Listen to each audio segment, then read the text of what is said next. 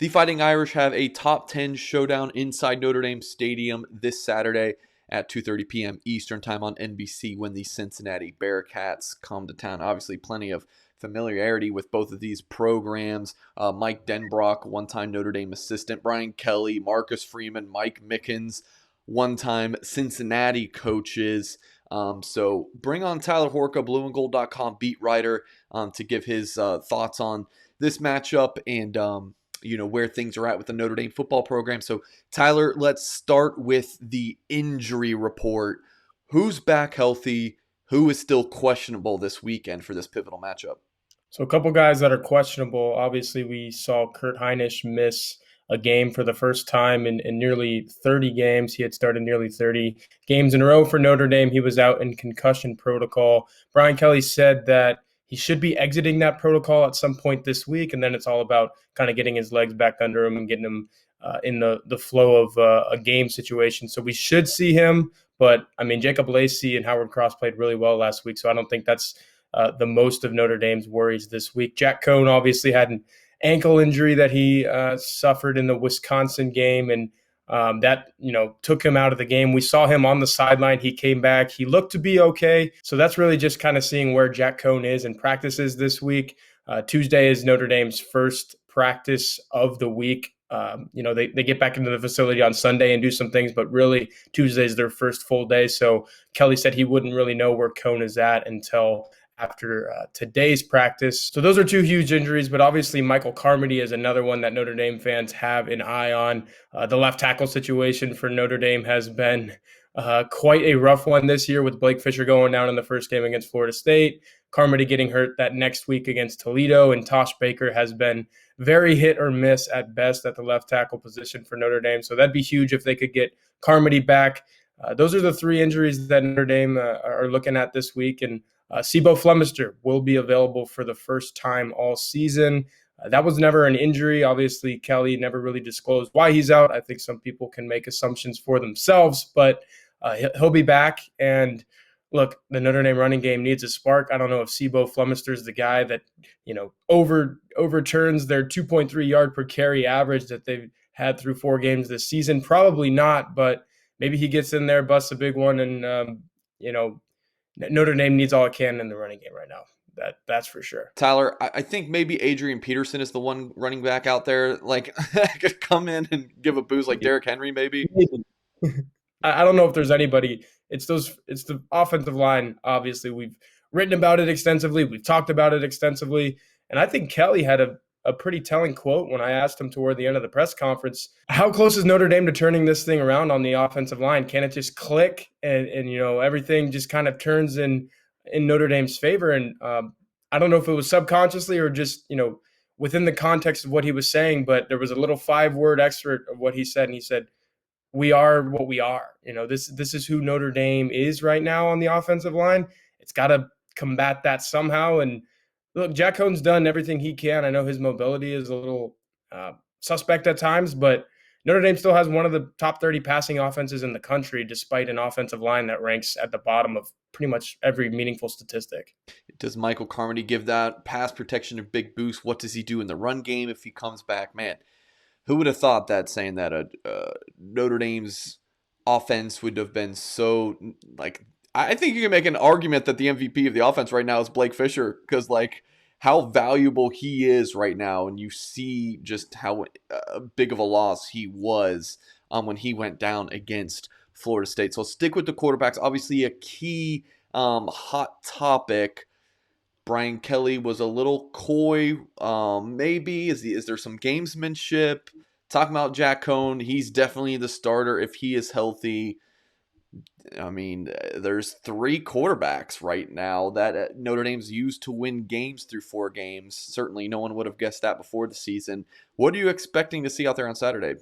I guess going back to the injury question, obviously Tyler Buchner is dealing with something of his own as well. He wasn't available against Wisconsin with the hamstring injury. But if he's healthy, here's what I'll say about the quarterbacks. Tyler Buchner will probably play against Cincinnati, because whether it's Jack Cohn starting, we've seen twice already that, Jack Cohn could start games, but Tyler Buchner is going to come in if healthy and, give the Notre Dame offense a spark in the running game. If Drew Pine, for some reason, has to start because Jack Cohn's ankle is not where Notre Dame wants it to be, I still think you see Tyler Buchner because, those are two guys with not a lot of experience, and they're going to have to play off of each other a little bit to beat a top 10 team like Cincinnati. So Cohn could very well start, but I think Buchner comes in. And then Pine showed that, hey, if Cohn's not healthy, I could be a dude. I could go out there and complete, 6 of 8 for 81 yards and a touchdown. And, I know a lot of other things happened in that fourth quarter, but, Drew Pine was a part of that. And it's, a part of why Notre Dame left Soldier Field with the victory over the Badgers.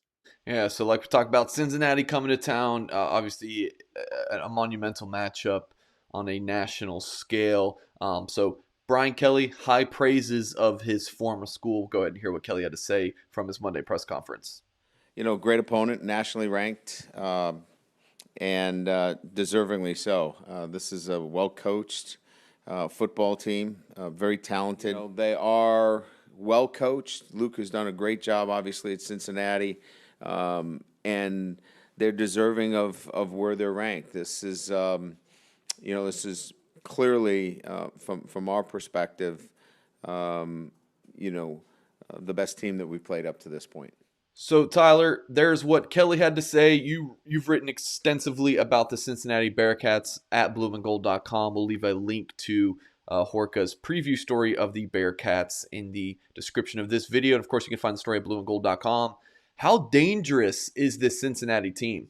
Yeah, very dangerous. I think Desmond Ridder is a bona fide dude at quarterback, probably the best quarterback that Notre Dame has played to this point. Definitely not Graham Mertz, as we saw last week. But, he can make all the plays. He's got a lot of talented wide receivers around him. Jerome Ford, his running back, is very good. He's run the ball 50 times for 300 yards and some scores already this season. Cincinnati's only played 3 games, so he's sitting there at 100 yards per game. The passing offense is definitely something for the Notre Dame secondary to worry about. I know the Notre Dame secondary has been very good, but this is probably its toughest test of the season. And then on the other side of the ball, Cincinnati's led in tackles by 3 different linebackers. So that just tells me that this team is very assignment sound. There's some dudes up on the defensive line, Myjai Sanders as well. And then in the secondary, Brian Kelly spent a lot of time talking about Ahmad Gardner, who's an All-American type cornerback. So they have guys at every level of the defense that you need to worry about. And then I spoke about all those offensive guys as well. So, look, they're the number 7 team in the country for a reason. I know they haven't really been tested on their schedule, Indiana being the best team that they've played. And, Indiana is Indiana. So this is Cincinnati's toughest test of the season to date. This is Notre Dame's toughest test of the season to date. And, that's what you expect in a top 10 matchup. You're going to find out, who the better team is this week. So per OddsShark, Notre Dame opened as a 1.5-point favorite, and that line quickly moved to Cincinnati being about a field goal favorite at 2.5. Should Notre Dame be favored in this game, considering just how good they've been at home over the years, and that, Notre Dame is, hosting a group of 5 opponent? Yeah, I do believe that these are 2 of the top 10, 15 teams in the country. Maybe one of them is ranked a little higher than they should be. Again, we're going to find out who that is on Saturday. But if I were to favor Notre Dame, I think that 1.5 point margin that it opened was probably perfect. I wouldn't go more than a field goal in either direction. I think 2.5 points for Cincinnati is a little generous. Like you said, you should probably favor the home side in that. But I think a lot of people, everything that I just said about Cincinnati, I think a lot of people believe that. And, Luke Fickell has this team kind of rolling. They have a couple of 11-win seasons in the last 3. And then last year was COVID shortened, obviously, and they still won 9. So very good football team. I would probably put it at a pick 'em. I think it's really going to be that close. All right, that's been Tyler Horka previewing Cincinnati, and Notre Dame will have plenty of coverage at blueandgold.com and right here on our YouTube channel leading up to Saturday. Hit that thumbs up. We appreciate you guys. We'll catch you next time.